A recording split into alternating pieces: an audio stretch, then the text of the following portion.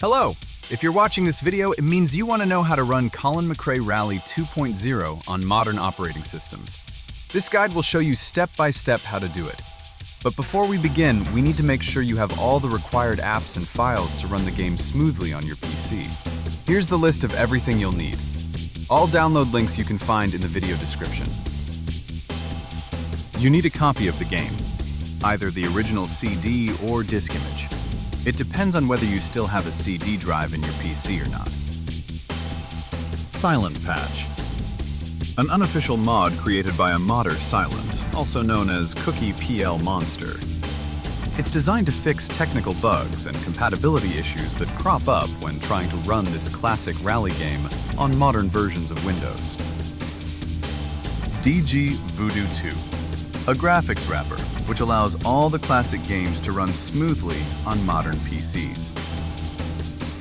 16-bit InstallShield support package, which is optional, but may be useful if you encounter problems running the game installer from CD or disk image. And finally, high-quality car models for all game modes. As the name suggests, you will be able to feast your eyes on high-quality rally cars. And that's it. Now you can hit the pause button and go to the video description to download all the files we need. For your convenience, all links lead to official sources, so you don't have to worry about downloading the wrong thing. And if you already have everything downloaded, let's get started. The most important thing is to install the game correctly. Remember that you're dealing with a game which was released nearly 30 years ago, so its architecture is already very outdated. And as we all know, current operating systems generally don't like interacting with such programs. And this is why this guide was created.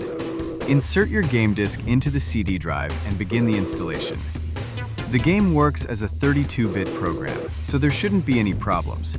But however, if Windows informs you that there's a problem because it's not a valid 16-bit application, then you need to install the InstallShield support package, which should help. If you don't have a CD drive on your PC and need to install the game from a disk image, I recommend using the Virtual Drive Daemon tool Lite. It's small, fast, works flawlessly, is very easy to use, and it's free. Mount the disk image in the virtual drive and begin the installation. Similar to installing from a CD, if Windows informs you that the installer is not a valid 16-bit application, install the InstallShield support package. Perform a full installation of the game. According to the official info, the current version of SilentPatch doesn't support non-full installation methods. The good thing is that the game will never ask for a CD now, so you will never need to use a crack again. But of course, things aren't always as rosy as they seem. It may turn out that despite installing the 16-bit InstallShield support package, the installer won't run. The most common error is file or drive access denied, caused by insufficient user permissions. Regardless of the type of drive used, you can resolve this as follows. Create a new folder on desktop and copy the contents of the CD or disk image to it. Right-click the installer's executable file, select Properties, and then Compatibility tab. Set the file compatibility to Windows XP Service Pack 3 and select Run as Administrator. Apply the changes and run the game installer again, which should now run without issue. And of course, don't forget to perform a full game installation. If everything works correctly, the game will install to your chosen location on the hard drive, and a shortcut will appear on the desktop. You're now 1/3 of the way through getting the game ready to run properly on your Windows.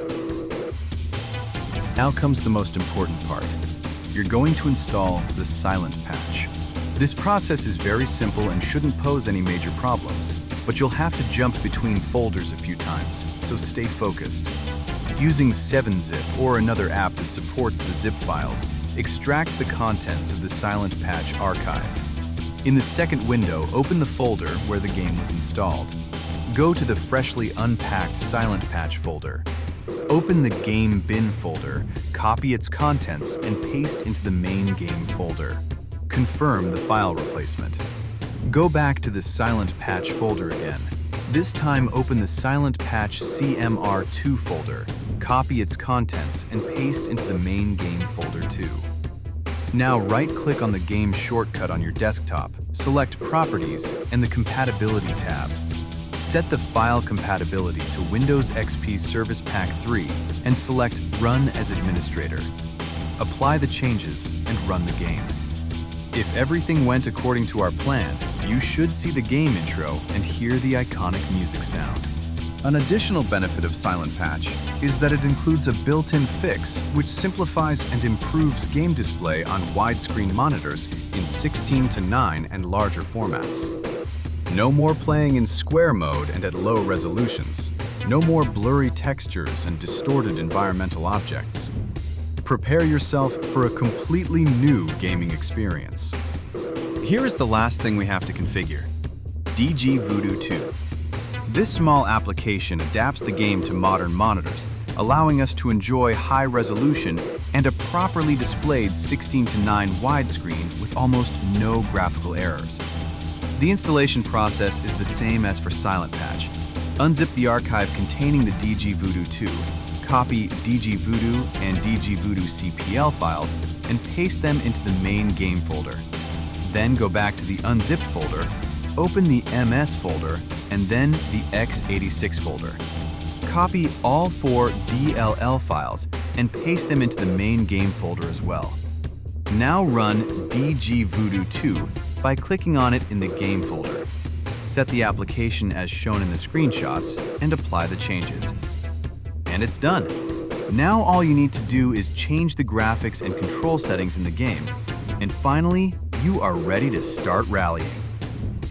At the end, it is also worth mentioning the game's problems, which you'll undoubtedly encounter while playing. SilentPatch and dgVoodoo 2 improved the game to a degree none of us could have ever dreamed of. But unfortunately, even these applications are sometimes helpless.